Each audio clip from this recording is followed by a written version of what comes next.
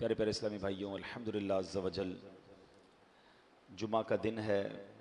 जुमे के बयान का सिलसिला जारी है। रब्बे करीम हम सब का जमा होना अपनी बारगाह में कबूल फ़रमाए। आज के इज्तिमा की बरकतें हम सब को नसीब फ़रमाए। याद रहे कि जुमा का दिन ये दुआओं की कबूलियत का दिन है, मगर आज जुमा के इस दिन एक और ख़ूबसूरत बात यह है कि बाहर बारिश हो रही है और उलमाए किराम ने यह फरमाया कि बरसती बारिश के वक्त भी दुआ कबूल होती है। तो माशाल्लाह आज यूँ समझिए कि दुआ की कबूलियत के असबाब जमा हो रहे हैं। तो हम अल्लाह करीम से दुआ करते हैं कि रब्बे करीम हम सब की बेहिसाब मग़फ़िरत फ़रमाए, हम सब के गुनाहों को मुआफ़ फ़रमाए, हम सब की मुश्किलों को आसान फ़रमाए और जल्दी जल्दी हम सब को हरमैन तय्यबैन की बाअदब हाज़री नसीब फ़रमाए। दुरूद पाक पढ़ने के बेशुमार फ़ज़ाइल व बरक़ात हैं।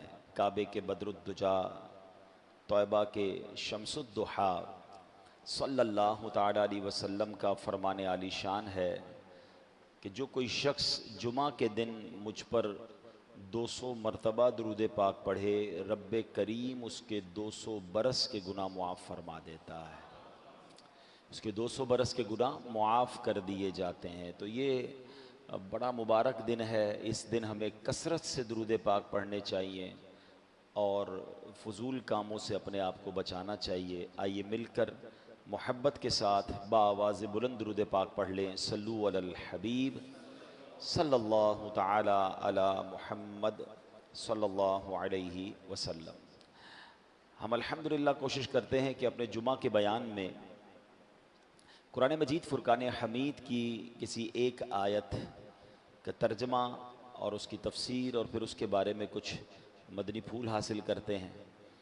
ये भी कोशिश होती है कि बिलखुसूस उन आयतों को डिस्कस किया जाए, उन आयतों के बारे में जाना जाए जिसमें रब्बे करीम ने बराह रास्त मोमिनीन से ख़िताब फरमाया। यानी मुझसे और आपसे अल्लाह ने कुरान मजीद में जो बात की है, हम उन आयतों को बिलखुसूस सुनते और पढ़ते हैं।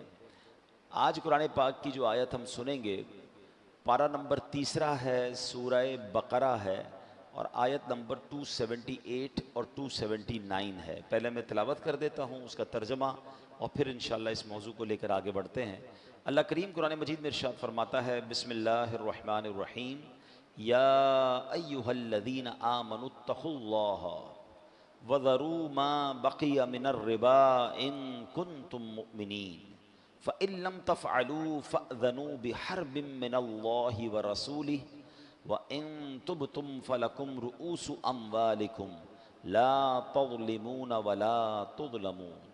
बड़ी प्यारी आयतें हैं, बहुत अहम हुक्म बयान हुआ है और बराह रास्त ईमान वालों से बात की गई है। अल्लाह ने मुझसे और आपसे कुरान में क्या बात की है, ये हमें पहले पढ़ना चाहिए, समझना चाहिए, ताकि मैसेज ऑफ अल्लाह सुब्हानहू व तआला वो डायरेक्टली मैं रिसीव भी करूं और फिर उस पर अमल करने की भी कोशिश करूं। तर्जमा क्या है इन दो आयतों का? ए ईमान वालो, या अय्युहल्लज़ीना आमनू, ए ईमान वालो।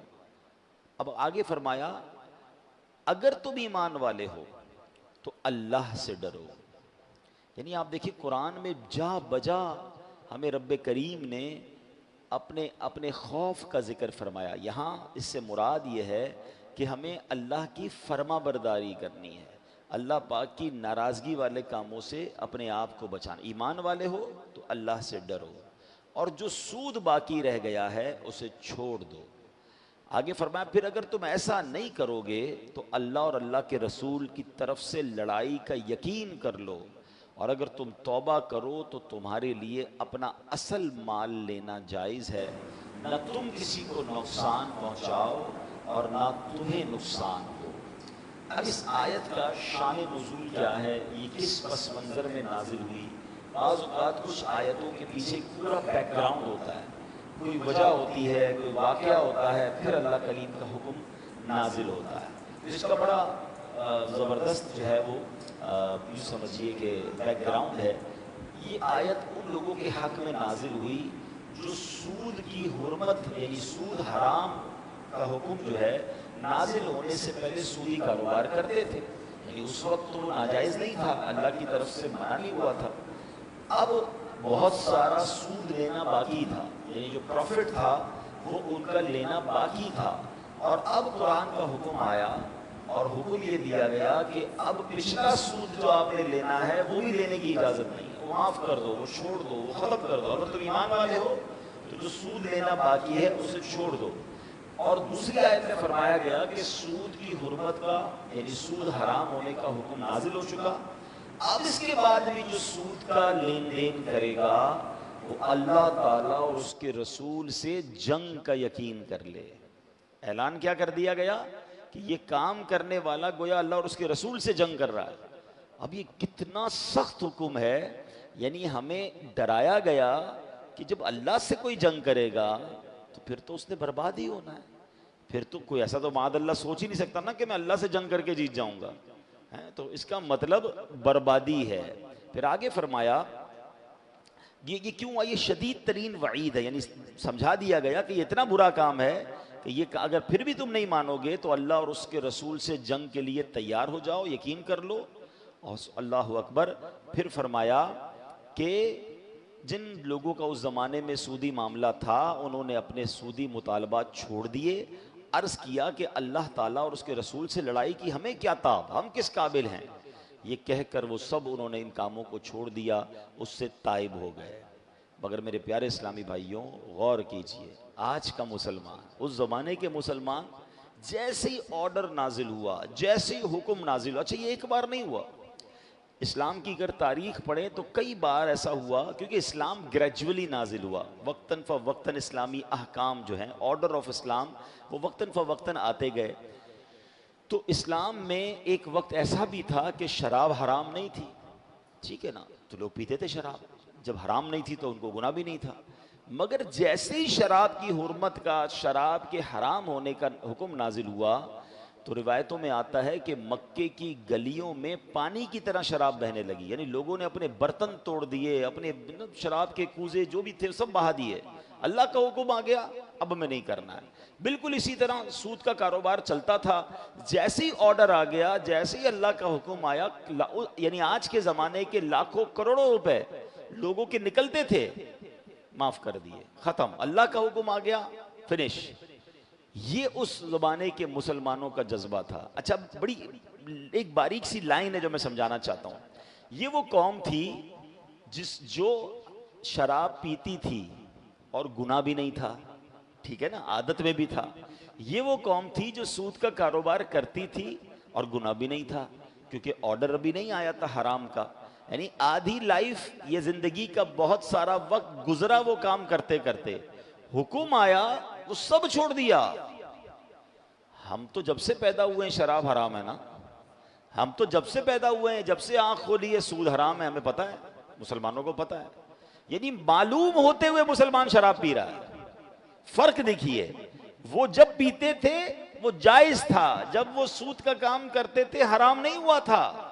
मगर हुक्म आया तो जो आदतें थी वो राइट अवे, ऐसा नहीं थोड़े दिनों बाद थोड़ा वक्त ले लें, यार अभी थोड़ा टाइम लगेगा, अगले साल तौबा कर लेंगे, नहीं, इधर हुक्म नाजिल हुआ, इधर बर्तन टूटना शुरू हो गए, इधर शराब बहनी शुरू हो गई, इधर हुक्म नाजिल हुआ। सहाबा इकराम ने या जो भी लोग थे कहा हुजूर हमने बस माफ कर दिया, अल्लाह का हुक्म आ गया, लब्बैक। हम पर अल्लाह का हुक्म नहीं आया, हमें नहीं पता। क्या ये बचपन से नहीं सुन रहे कि सूद का काम करने वाला ऐसा जो अल्लाह से जंग करता है? मगर आज लालच, अच्छा, लोगों को अलग अलग स्टाइल से, ये जो सूदी इदारे हैं, सूदी जो कॉर्पोरेट्स हैं या जो भी इदारे हैं, वो अट्रैक्ट कैसे करते हैं? परेशानी किस बात की? घर बनाना है, हम आपको कर्जा देंगे। मोटरसाइकिल चाहिए, हम आपको कर्जा देंगे। अच्छा, गाड़ी चाहिए, हम आपको कर्जा। बच्चे की शादी, क्यों घबरा रहे हो, हम आपको कर्जा। कर्जा देंगे तो फिर सूद भी तो ले रहे हैं। बंदा कहता है अभी तो काम पूरा कर लो ना, हैं, अभी तो जरा थोड़ा इज्जत रह जाए, अभी बच्ची की शादी कर लूं, अभी अच्छी गाड़ी ले लूं, अभी घर बना लूं, फिर थोड़े थोड़े करके दे दूंगा। हमने कई लोगों को बर्बाद होते देखा है, बड़े बड़े एम्पायर, बड़ी बड़ी इमारतें, बड़ी बड़ी फैक्ट्रियां हमने बिकते देखी हैं। जो बुजुर्ग बैठे पूछो उनसे, हैं, पीछे से बात क्या निकलती है तो ये सब कुछ सूद पर कायम था, ये सब कुछ हराम पर कायम था। अरे जब रब ने कुरान में वाज़े ऐलान कर दिया कि अल्लाह से जंग है, तो मुझे बताओ ना, कोई अल्लाह से जंग करके जीतेगा? बर्बादी होना है, थोड़े अरसे ऐश कर लेगा, फिर मार पड़नी है उसे। और जितने अरसे ऐश भी किया तो वो हराम पर किया ना। और आपको पता है ये किस कदर हदीसों में सूद के बारे में इसकी मजम्मत बयान हुई है। लेकिन पहले मैं एक और बात भी बयान कर दूं कि एक बात समझनी है, दो ऐसे गुनाह हैं जिन पर ऐलान जंग किया है अल्लाह ने। इन दोनों गुनाहों से हमेशा बचना। आप खुद भी बचें, अपने बच्चों को भी बचाएं, खास ताकीद करें कभी इन गुनाहों के करीब मत जाना। बाकी गुनाह भी यकीनन गुनाह है, अल्लाह की नाराजगी है, मगर दो ऐसे गुनाह हैं जिस पे रब ने डायरेक्टली फरमा दिया कि ये अल्लाह से जंग है, इससे तो करीब भी नहीं जाना है वरना मारे जाएंगे। एक क्या हो गया? सूद हो गया। दूसरा सुने, हदीस पाक में है, बुखारी शरीफ की हदीस है, हजरत अबू हुरैरा रज़ी अल्लाह तआला इस हदीस के रावी हैं कि ताजदार रिसालत सल्लल्लाहु तआला अलैहि वसल्लम ने फरमाया, अल्लाह ताला इरशाद फरमाता है, जो मेरे किसी वली से अदावत रखे तो मैं उससे जंग का ऐलान, मैंने उससे जंग का ऐलान कर दिया। अल्लाह अकबर। क्या पता चला? अल्लाह के वली से दुश्मनी रखना, अल्लाह उससे जंग का ऐलान करता है, और सूद का काम करने वाले से रब जंग का ऐलान फरमाता है। अब ये दो बातों से, अच्छा सूद से बचना तो वाजे यूं है कि अगर दिल पक्का है, वरना तो बंदा, अच्छा आजकल क्या हो गया है कि नई पैकिंग में शराब आ रही है, मिसाल दे रहा हूं, नई पैकिंग में सूद आ रहा है, वो कहते नहीं जनाब ये सूद नहीं है, ये तो इंटरेस्ट है, ये तो प्रॉफिट है, ये तो जनाब आपको इंसेंटिव दिया जा रहा है, ये तो जनाब आपका गिफ्ट है। इल्म तो है नहीं, हमें मालूम तो है नहीं। याद रखिए, जो कर्ज पर नफा होता है, ठीक है, आसान लफ्जों में कह रहा हूं, वैसे तो इसकी बड़ी डिटेल है, जो कर्ज देकर नफा लिया जाता है, माल के ऊपर नफा होता है, वो उमूमन सूदी होता है। हाँ, उसकी अगर कोई जायज सूरत है तो वो उलमा बताएंगे ना, मैं और आप तो मुफ्तियाने किराम नहीं अपनी तरफ से फैसला कर लें, यार मेरा दोस्त कारोबार कर रहा है, ऐसा करो 5 लाख रुपए ले लो, महीने के 10,000 रुपए दे देना, चलो कभी 11 दे देना, जैसी मर्जी, कभी 9 दे देना। आपस में कहते मैंने फिक्स तो नहीं किया ना, मैं कभी 10 लेता हूं, कभी 9 लेता हूं, कभी 11 लेता हूं। अरे प्यारे भाई, आपने नुकसान की तो जगह ही नहीं छोड़ी, आपने तो नफा ही नफा रख लिया ना। तो इसकी डिटेल है, ये सूद हो जाएगा बाज़ सूरतों में, और आप हराम के मुर्तकिब हो जाएंगे। अगर आप वाकई किसी के साथ इन्वेस्टमेंट करना चाहते हैं और आप चाहते हैं कि आपको जायज दफा मिले, तो शरीयत में सूरतें हैं, लेकिन मसला ये है कि हम समझते हैं कि भाई कारोबार, मेरा अब्बा से कारोबार सीखा, मेरे दादा भी कारोबारी थे, हमेशा से अच्छा कारोबार कर रहे हैं, मैं उन्हीं के स्टेप को फॉलो कर रहा हूं, मुझे क्या जरूरत है इसको चेक करवाने की।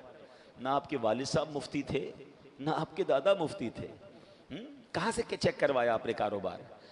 देखिए ना, शरीयत का फैसला तो मुफ्तियाने किराम उलमा करेंगे ना। कोई भाई, मैं नहीं कहता हर कारोबारी डील लेकर उलमा के पास जाएं, एक बार जाकर अपना पूरा कारोबार, बल्कि मैं तो नौकरी वाले इस्लामी भाइयों से भी गुजारिश करूंगा, कोई हरज नहीं होता। आप माशाल्लाह, हमारी तो इस मस्जिद के इमाम साहब भी बहुत अच्छे आलिम दीन हैं, एक बार उनसे बात कर लें कि मैं इस तरह कारोबार करता हूं या ये नौकरी करता हूं, ये मेरी माहाना आमदनी है, हुजूर मुझे बताएं कि मेरा इसमें जायज़ है या नाजायज़ है। उनको आता होगा वो आपको बता देंगे, वरना मुफ्ती साहब से पूछ के बता देंगे, ठीक है ना। लेकिन हमें ये फिक्र होनी चाहिए कि मेरी आमदनी का एक एक रुपया हलाल होना चाहिए।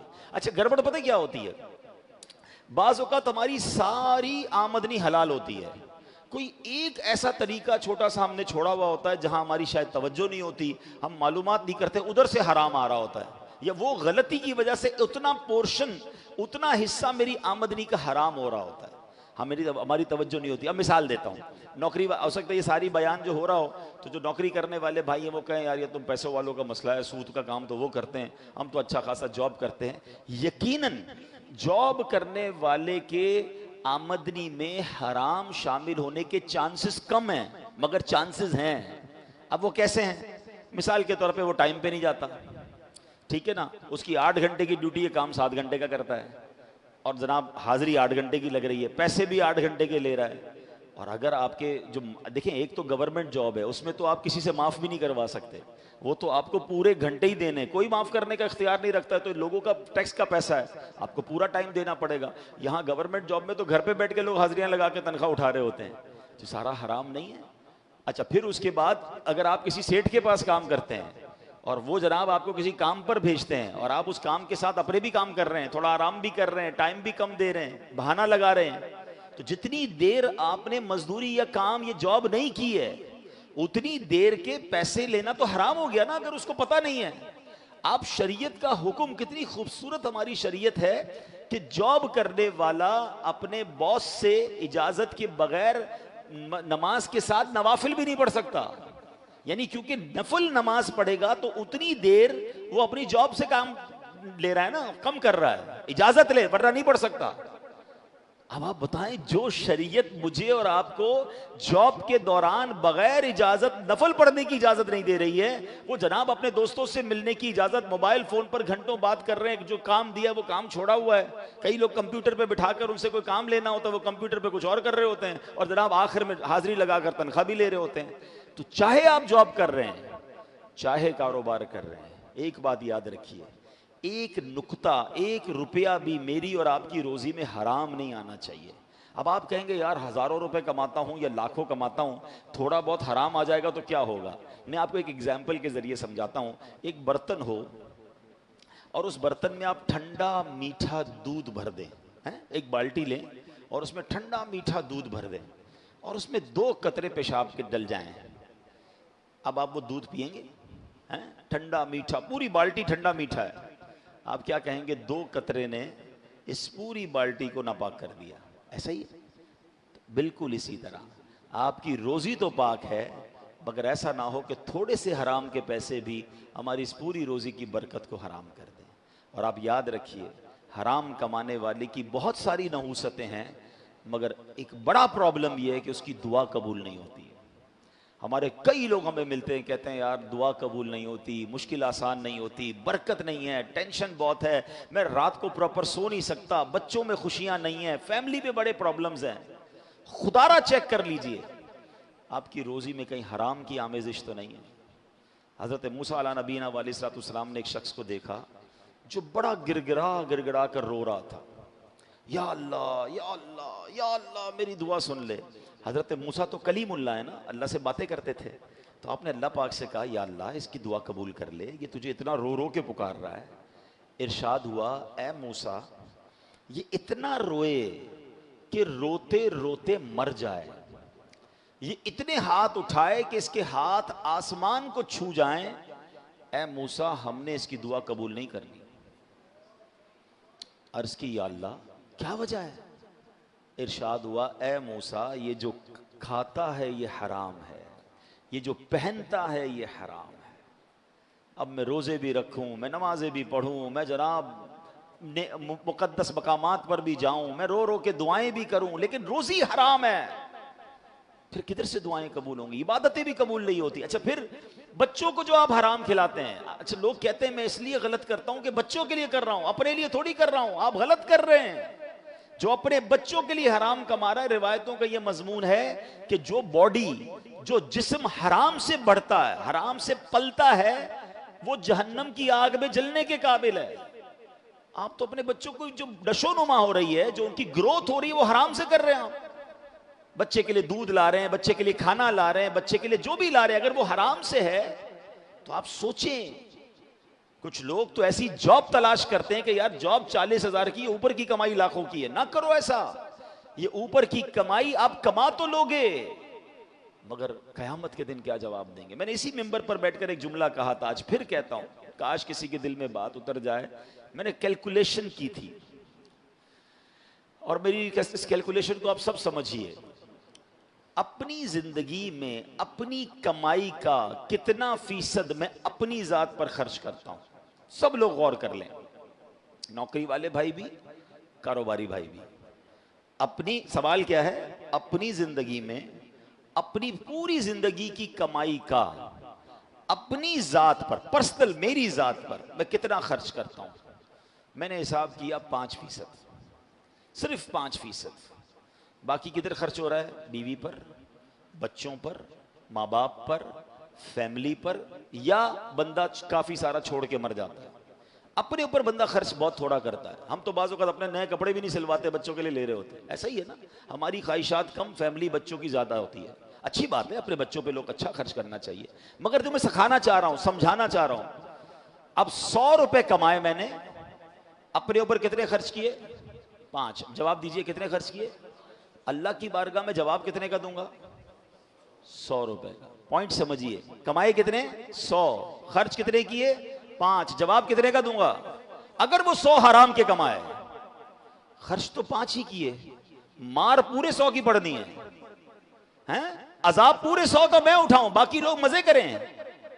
तो ये कितनी बड़ी बेवकूफी है भाई। जब मैंने अपने ऊपर खर्च 5% ही करना है, मुश्किल से बहुत बहुत शौकीन आदमी है तो 10% कर लेगा, इससे ज्यादा नहीं। बाकी तो बंदा जीता ही दूसरों के लिए है। जब मैंने दूसरों के लिए करना है तो मार मैं क्यों खाऊं भाई? मैंने हलाल कमाना है। और आप यकीन करें, जिस दिन आपने तय कर लिया ना मैंने हलाल कमाना है, अल्लाह ने आपके लिए रास्ते खोल देने हैं। वो आपको सुकून भी देगा, वो बरकत भी देगा, वो आसानी भी देगा। कुछ आजमाया जाएगा, टेस्टर जरूर लगता है। बंदा कहे यार आज हराम का शटर बंद किया, कल हलाल का खुला क्यों नहीं? नहीं, थोड़े दिन लगेंगे, चेक किया जाएगा पक्का भी है कि नहीं। कि अल्लाह अल्लाह अल्लाह को ना आजमाया करो, अल्लाह पर भरोसा किया करो। हाँ, अल्लाह को लोग आजमा रहे होते हैं। देखो मौलाना साहब ने तो कहा था एक दरवाजा बंद होगा 10 खुलेंगे, मेरा तो दरवाजा ही बंद हो गया। कुछ आजमाया जाएगा, गलत किया था उसकी सजा नहीं मिलेगी। इतने दिन तक रिश्वत खाते रहे, सूद खाते रहे, शराब का काम करते रहे, कोई सजा नहीं मिलेगी। नहीं, थोड़ा टाइम लगेगा, लेकिन जब दरवाजा खुलेगा ना, और ऐसी मिसालें मौजूद हैं। मैं कई ऐसे लोगों को जानता हूं जिन्होंने सूद के खिलाफ फैसला किया, अपनी फैक्ट्री बेच दी, अपनी प्रॉपर्टी बेची, अपना कारोबार बंद किया कि अब सूद नहीं करेंगे, अल्लाह से जंग करके क्या करना है।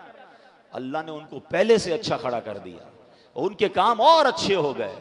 और फिर जब दुआएं कबूल होने की बात हो रही है ना, कि हराम वाले की दुआ कबूल नहीं होगी, तो बड़ा खूबसूरत सवाल एक बार हजरत साद बिन अबी वक्कास रदी अल्लाह तआला अन्हु नबी पाक से किया था। हजरत साद बड़े कमाल के सहाबी हैं, मैं आपको बताऊं, ये अशरा मुबशरा में से हैं। He is one of those 10 सहाबा किराम जिनको अल्लाह के नबी अलैहिस्सलाम की ज़बान मुबारक से जिंदगी ही में जन्नत की बशारत मिली थी। वैसे तो हर सहाबी ये नबी जन्नती है, मगर ये वो 10 सहाबा हैं जिनको नबी पाक ने अपनी जबान से फरमाया था कि ये जन्नत में है, ये जन्नती है। तो हजरत साद ने एक बड़ा कमाल का सवाल कर लिया, कहा या रसूल अल्लाह सल्लल्लाहु अलैहि वसल्लम, मैं मुस्तजाबुद दावत बनना चाहता हूं। आए हाय, मुस्तजाबुद दावत पता है किसको कहते हैं? जो दुआ मांगे वो दुआ कबूल हो जाए, इससे अच्छी क्या बात है? कितना कमाल की बात है। अच्छा, नबी पाक अलैहिस्सलाम ने कोई बहुत तवील जवाब नहीं दिया कि ऐ साद इतने रोजे रखो, इतनी नमाजें पढ़ो, इतने सजदे करो, इतने खत्म कुरान करो, तब जाके तुम मुस्तजाबुद दावत हो जाओगे। No, only one liner answer, एक जुमले में मेरे आका ने जवाब दिया। फरमाया ऐ साद, अपनी गिजा पाकीज़ा कर लो, तुम मुस्तजाबुद दावत बन जाओगे।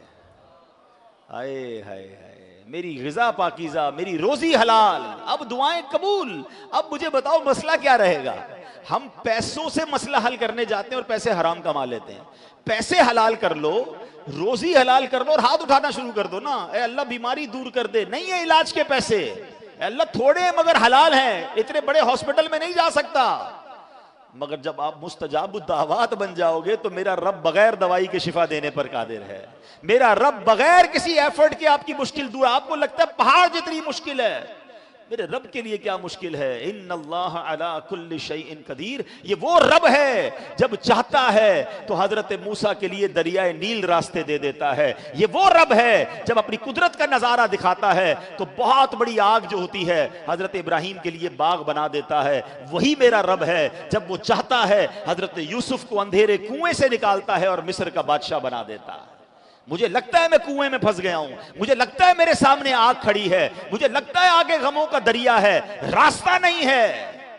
अल्लाह पर भरोसा करके अल्लाह की तरफ बढ़ जाएं, हराम छोड़ दें, वो रब रास्ते भी निकालेगा, वो आग को बाग भी बनाएगा और आपको गमों के कुएं से निकालकर खुशियों के उजाले में दाखिल कर देगा।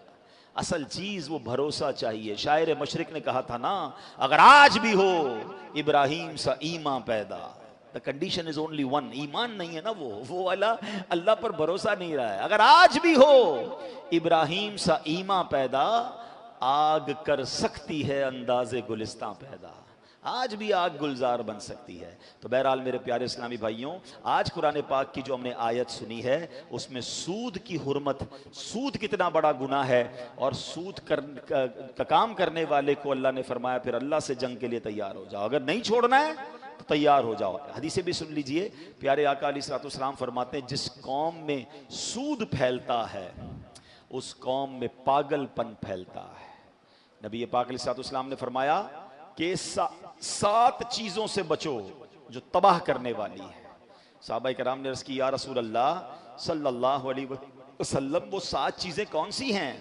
इरशाद फरमाया शिर्क करना, जादू करना, उसे नाहक कत्ल करना जिसका कत्ल करना अल्लाह ने हराम करार दिया है, जो मुसलमानों को कत्ल कर देते हैं बिला किसी शरई वजह के। नंबर 4 फरमाया सूद खाना। नंबर 5 यतीम का माल खाना। नंबर 6 जंग के दौरान मुकाबले से पीठ फेर कर भाग जाना, ये जिहाद के मामलात के वक्त। और नंबर 7 पाक दामन शादीशुदा मोमिन औरतों पर तोहमत लगाना। ये 7 ऐसे गुनाह फरमाए जो तबाह कर देने वाले हैं। और नबी पाक अलैहिस्सलाम फरमाते हैं जिस किसी बस्ती में जिना यानी बदकारी और सूद फैल जाए, अल्लाह अज़्ज़ा वजल उस बस्ती वालों को हलाक करने की इजाज़त दे देता है, फरिश्तों को इजाज़त दे देता है कि अब इसे हलाक कर दो। सच बताइए कि ये दोनों बीमारियां फैली हैं कि नहीं फैली?